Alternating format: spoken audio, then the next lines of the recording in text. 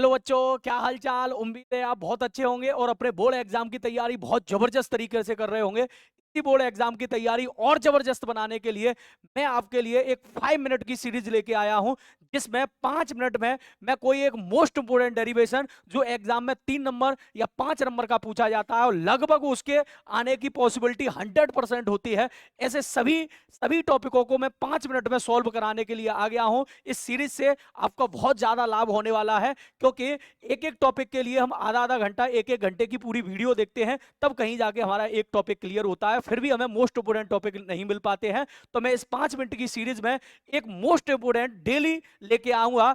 आप इस सीरीज से जुड़े रहिएगा और आज की क्लास का हम टॉपिक डिस्कशन करते हैं। आज की क्लास का टॉपिक है संपर्क में रखे दो लेंसों की संयुक्त फोकस दूरी।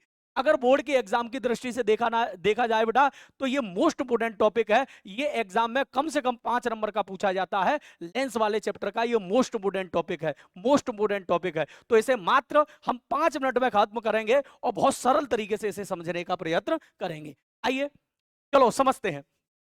संपर्क में रखे दो लेंसों की संयुक्त फोकस दूरी के लिए सूत्र का निगमन 1/f बराबर 1/f1 प्लस 1/f2। चलिए, तो आपके सामने एक चित्र बना हुआ है जिसमें दो उत्तल लेंस आपको दिख रहे हैं। इन उत्तल लेंस में मैंने पहले वाले लेंस का नाम दे दिया है L1 और दूसरे वाले लेंस का नाम दे दिया है L2। और ये दोनों लेंसों के ये रहा मुख्य अक्ष और इस मुख्य अक्ष पर एक बिंदु आकार की वस्तु रखी है। बिंदु आकार की वस्तु रखी है O, और इस बिंदु आकार की वस्तु O से एक प्रकाश किरण निकल रही है जो दोनों लेंसों के प्रकाशिक केंद्र से होकर जा रही है। दोनों लेंसों के प्रकाशिक केंद्र से होकर जा रही है। अच्छा, इससे एक दूसरी प्रकाश किरण निकल रही है जो लेंस से किसी एंगल पर टकरा रही है। आपको ये पता है, जब ये प्रकाश किरण पहले लेंस से टकराएगी तो उत्तल लेंस की प्रवृत्ति होती है उस प्रकाश किरण को मुख्य अक्ष की ओर क्या करना, झुकाना। तो पहला लेंस, जैसे ही ये प्रकाश किरण पहले लेंस पर पड़ेगी तो पहला लेंस इस प्रकाश किरण को हल्का सा क्या कर देगा, झुका देगा। अगर दूसरा लेंस ना होता, समझना इस बात को, अगर दूसरा लेंस ना होता तो ये प्रकाश किरण कहां जाके मिलती, आई डैश पर जाके मिलती। का मतलब बेटा एक बात आपको समझ में आई कि पहले लेंस के द्वारा इस वस्तु O का प्रतिबिंब कहां पर बनाया जा रहा है, आई डैश। कहां पर बनाया जा रहा है, आई डैश। तो इस वस्तु की दूरी को हमने किससे दिखाया है, U से। और पहले लेंस के द्वारा जो प्रतिबिंब बनाया जा रहा है आई डैश पर, वास्तव में प्रतिबिंब आई डैश पर नहीं बन रहा, क्योंकि दूसरा लेंस, हम ये कह रहे हैं नहीं होता तो कहां पर बनता, आई डैश पर, लेकिन दूसरा लेंस है।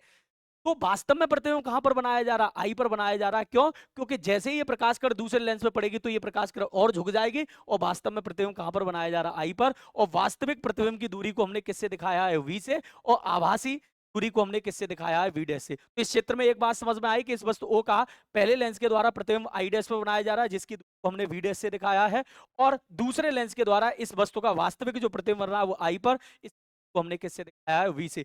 एक बात और यहां पर समझ लीजिएगा आप कि बेटा जब ये प्रकाश किरण पहली वस्तु से निकलेगी तो पहले लेंस पर जब पड़ेगी तो पहले लेंस के लिए तो वस्तु O ही काम करेगी, क्योंकि इसी से प्रकाश किरण निकल रही है। लेकिन जब ये प्रकाश किरण यहां से मुड़ेगी और दूसरे लेंस पे पड़ेगी, जब दूसरे लेंस पे ये प्रकाश किरण पड़ेगी तो हमें कैसा नजर आएगा, आप सभी लोगों को क्या दिखेगा कि ये प्रकाश किरण कहां से आ रही है, आई डैश से आ रही है। तो एक बात इस डेरिवेशन में आपको ध्यान रखने योग्य है कि दूसरे लेंस के लिए आभासी वस्तु का काम कौन करेगा, आभासी वस्तु का काम कौन करेगा, तो सर है आई डैश। कौन करेगा, आई डैश। क्योंकि दूसरे लेंस पर जब ये प्रकाश किरण टकराएगी तो उसे ऐसा प्रतीत होगा ये प्रकाश किरण कहां से आ रही है, आई डैश से, वो O से नहीं आ रही, क्योंकि O से तो पहले लेंस ने प्रकाश किरण को क्या किया है, मोड़ दिया। आइए इस डेरिवेशन की शुरुआत करते हैं।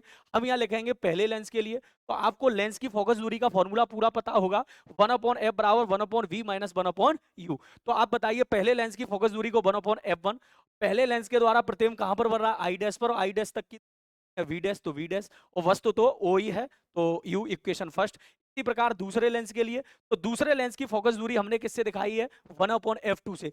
दूसरे लेंस की जो फोकस दूरी है वो हमने किससे दिखाई है, f2 से। 1/f2 बराबर, अब दूसरे लेंस के द्वारा प्रतिबिंब कहां पर बनाया जा रहा है, आई पर, तो प्रतिबिंब की दूरी तो V है, लेकिन दूसरे लेंस के द्वारा जो आभासी वस्तु का काम कर रहा है वो कौन कर रहा है, आई डैश, और आभासी वस्तु आई डैश तक की दूरी कितनी है, V डैश। तो बेटा वस्तु की दूरी की जगह क्या लगाया, V डैश, क्योंकि दूसरे लेंस के द्वारा जो आभासी वस्तु का काम कर रहा है, दूसरे लेंस के लिए जो आभासी वस्तु का काम कर रहा है वो कौन कर रहा है, आई डैश। तो आई डैश तक की दूरी क्या है, वी डैश। तो मैंने यहाँ वी डैश रख दिया। ये रहा समीकरण 1, ये रहा समीकरण 2, दोनों समीकरणों को आपस में जोड़ दिया तो इधर 1/f1, इधर 1/f2, तो 1/f1 प्लस 1/f2। इधर देखिए 1/v डैश माइनस 1/u, तो 1/v डैश माइनस 1/u। और इक्वेशन सेकंड में 1/b minus 1/v dash, 1/b minus 1/b।